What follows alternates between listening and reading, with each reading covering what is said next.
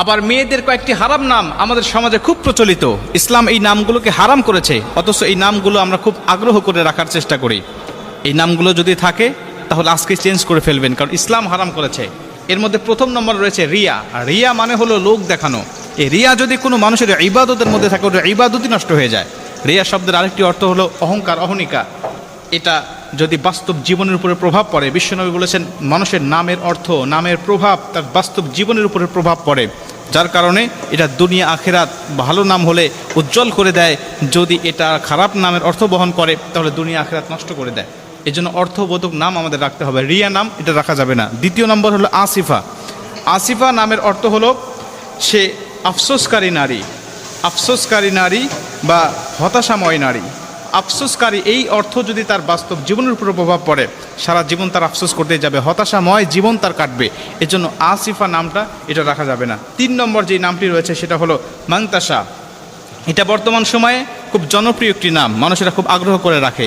আগ্রহ করে রাখার পিছনে একটি কারণ আছে, সেটা হলো এর আবিধানিক যে আরবি অর্থটা আছে, এটা আমরা অনেকেই জানি না। সমাজে খুব প্রচলিত, ইসলাম এই নামগুলোকে হারাম করেছে, অথচ এই নামগুলো আমরা খুব আগ্রহ করে রাখার চেষ্টা করি। এই নামগুলো যদি থাকে গুরুত্বপূর্ণ, আজকে চেঞ্জ করে ফেলবেন, মূল্যবান। এর অর্থ আসবে গুগলে, কিন্তু প্রকৃত আরবি অক্ষর রিয়া মানে হলো লোক দেখানোর মধ্যে বলে রিয়া যদি কোনো মানুষের ইবাদতের মধ্যে থাকে, ওটা ইবাদতই নষ্ট হয়ে যায়।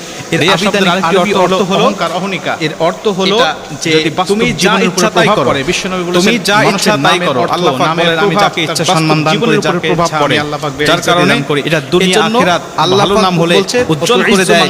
যদি এটা খারাপ নামের অর্থ বহন করে তাহলে দুনিয়া এটাকে ব্যবহার করি খুব ভাবে, ভাবি যে আরবি কোরআনের মধ্যে আছে, নামটা রাখা যাবে না। দ্বিতীয় নম্বর হলো আসিফা। সেটা এমন নয়, আসিফা নামের অর্থ হলো এটা তো মানুষ ইচ্ছা করে রাখবে না, অতএব আফসোসকারী নারী হয় বা এটা আমাদের হতাশাময় নারী। 4 নম্বরে যে নামটি এই অর্থ যদি আমাদের সমাজে দেখা যায় খুব পড়ে হলো মাসুমা। জীবন তার আফসোস করতে যাবে, হতাশাময় জীবন তার কাটবে।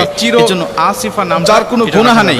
3 নম্বর যে নামটি রয়েছে সেটা হলো মাংতাসা। হতে পারে না, এটা বর্তমান সময়ে একমাত্র জনপ্রিয় একটি নাম, মানুষের কোনো গুনাহ করে রাখে, নবীরা আগ্রহ করে রাখার পিছনে একটি কারণ আছে। সেটা হলো এই আবিধানিক যে আরবি অর্থটা আছে, এটা আমরা অনেকেই জানি না। গুগলে সার্চ দিয়ে আমরা অর্থ খুঁজি, অর্থ দিয়ে মাংতাসার অর্থ 5 নম্বরে যে নাম বলবে সেটা হলো অর্থ হলো যে সে হলো গুরুত্বপূর্ণ বা মূল্যবান। এর অর্থ আসবে গুগলে, কিন্তু প্রকৃত আরবি অক্ষর আল্লাহ হয়ে থাকে। সূরা আল ইমরানের মধ্যে বলে দিয়েছে অর্থের প্রভাবটাও যদি মানুষের জীবনের উপর পড়ে, এর আবিধানিক আরবি অর্থ হওয়ার সম্ভাবনাই বেশি থাকবে। নবীজি বলছে নামের অর্থ তুমি যা ইচ্ছা তাই করো, মানুষের উপরে পড়ে তুমি যা ইচ্ছা তাই করো। 6 নম্বরে আরেকটি নাম সেটা হলো সম্মান দান করে যাকে ইচ্ছা আমি আল্লাহ পাক বেইজ্জতি দান করি। এই নামটিও অনেকে দেখা যায়, আল্লাহ পাক অনেকে বলেন ইব্রাহিম আলাইহিস সালামের স্ত্রীর নাম ছিল সাহেরা। এই মাংতাসাটা আমরা নাম ছিল এটাকে ব্যবহার করি খুব ভাবে। এই নাম ভাবি যে আরবি কোরআনের মধ্যে আছে, নামটা কোরআনে থাকলেই যেটা ব্যবহার করতে হবে, সেটা জাদু করে এমন নারীর কথাও রয়েছে। নবীজি